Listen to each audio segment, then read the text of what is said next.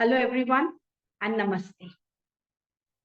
I am Mayuri Mehta, Principal, GK Gurukul, Pimpri Saudagar, Pune.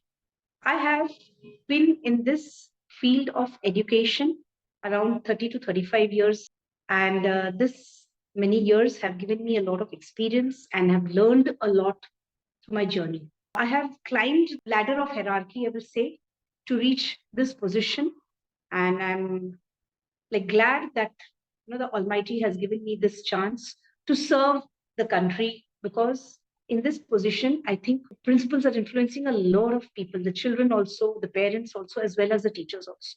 So in my small way I try to inculcate values, good deeds in the children, so that tomorrow they become good human beings.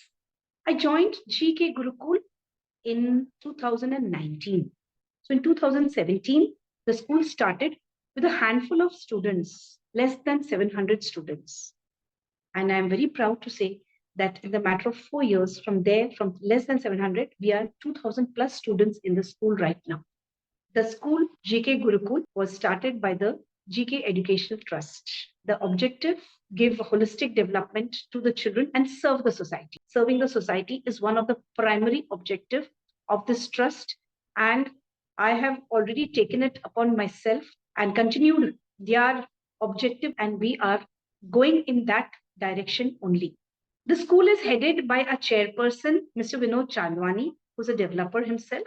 The director of the school is Ms. Jyoti Jaswani, who looks after the school every single day and taking interest in the minutest activity of the school. Along with, she is the mentor, doing a wonderful job to take the school to great heights. We have been trying to achieve a lot of milestones, what achievement the school has to make and how the children can benefit from what we do. I prefer a lot of holistic learning in the school. And so this school is not just academic oriented, but we are activity oriented also. We do innumerable activities with the children.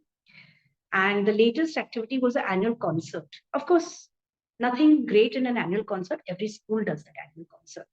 But this time, in our annual concert, was a multilingual spiritual drama. We had the concert had more than 9 languages, and it was based on mythology. And I'm very proud that we have been certified by the India World Record, and we have made a world record for the annual concert, which just happened last week. So yes, that's about my school. I have come from a very conventional background of teaching, having started my career almost 35 years back, where mainly we were following the chalk and talk method of teaching.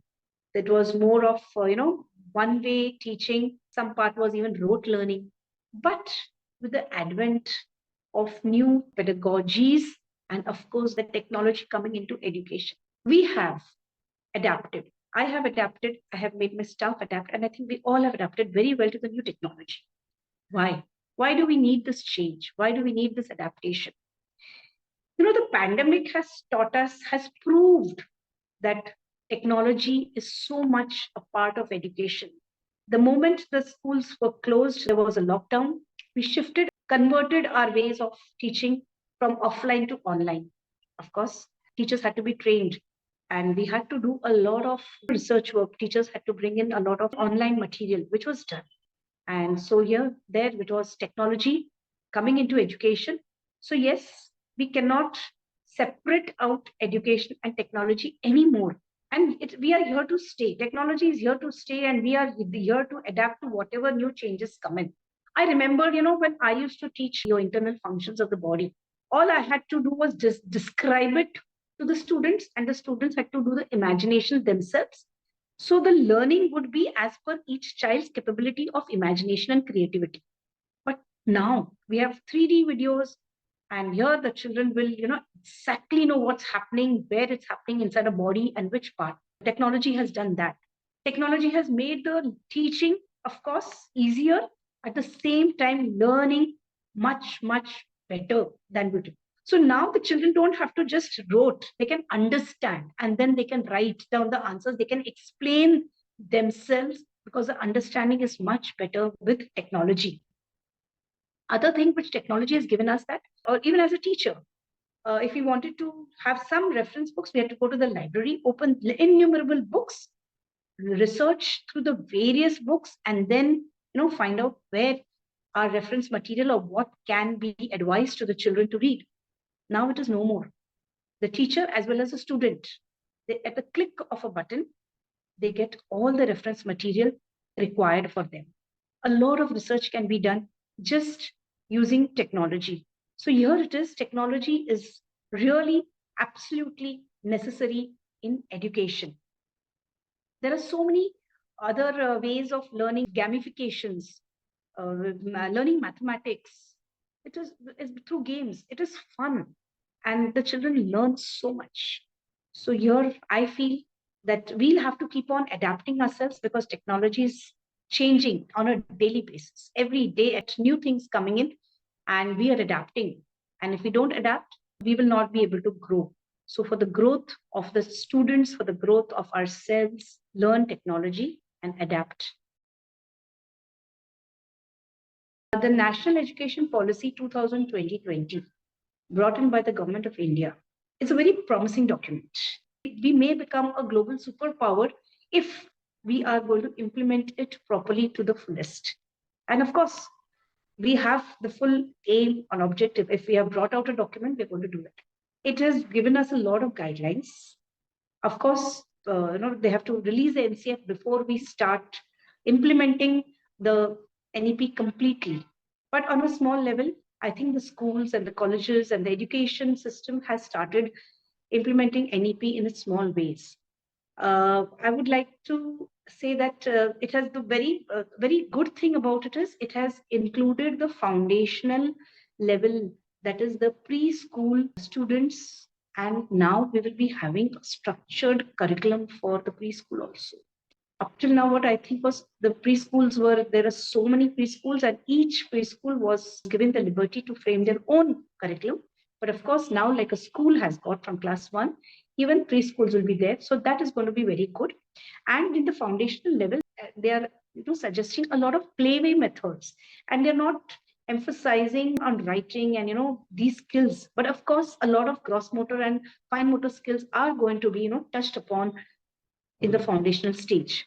After that, 5 plus 3 plus 3 plus 4, which will go on in future, of course, and how they can choose upon a subject. That is something which is going to be very good. At the same time, the choice of subjects which are given to the children. The choice of subject, I mean, like, a child in class 11 will be able to take, say, music as one of the major subjects. At the same time, the child can take something history or art or something else. As of now, we have streams, art, science. That's not going to be there anymore. And the children may take economics and they take physics or, whatever combination of the subjects. I think that is going to be very good and it's going to help the children a lot. The policy has also suggested that we teach in the mother tongue. Of course, this is going to increase the understanding capability levels of the child to the fullest. But if you go to see, like, for example, we are an English medium school. We will not be able to, teach different children in different languages. It's going to be practically not possible to do that. I think that this is something which the government will have to think about or give us certain directions as to how we can go. So this is one thing which I feel is not going to really work out by emphasizing that all the children should be taught in the mother tongue. Other than that, we have to just wait and watch. The school started operating, functioning completely from April 2022, which was post-pandemic. Now, once the children came to us, we realized that a lot of things are missing in the children. I think during the pandemic time, the children for 2 years were at home. So social skills of the children were lost. They get social skills also when they go out and play, they write, etc. So the gross motor skills and the fine motor skills, the working upon them was missing through these 2 years. But because of that, somewhere the brain development has been compromised to a certain level. Had been compromised, of course, I will say, because now we are again coming back to normalcy. So this was one challenge which we had faced, that their motor skills were not as developed. So the teachers in the school, they struggled with the writing skills of the students, with the speaking skills of the students, and more importantly, the time which the smaller children had to be in school. They were not used to those long hours. Like we have a 7 hour school. They did not want to go out and play on the grounds because, they had already got used to playing games on screen. So these were the challenges which we had faced initially. We have already overcome the challenges and children are back to normalcy. The children love screen even now because they were used to the screen at that time also. In the beginning, we were sending our notes, etc., to the children because their writing skills were not developed. So we were sending it home on, then they were very happy with that. Slowly, we had to bring them out of it. But now, when we stopped that, we realized that the children have started writing. But when we had given them that facility, they were not writing at all. So I think these are the challenges faced by us. There are few more, but yes, every school has faced challenges. Immediate future plan is to bring hope, faith, and interest in education back in the child. For this, we have to use whatever techniques which we can. Being 21st century school, which is catering, and we want to bring about global citizens, we want to make the citizens ready for the future. We had already started with robotics in our school since the inception of the school, and we will continue it. We have started now as a subject. The board has offered AI, so we took it up. So our children of 9th and 10th are appearing for that extra skill-based vocational subject AI. We want to make children, bring about the holistic development to the children, and just academics is not the objective of GK Group. We do a lot of other activities and the learning through the activities.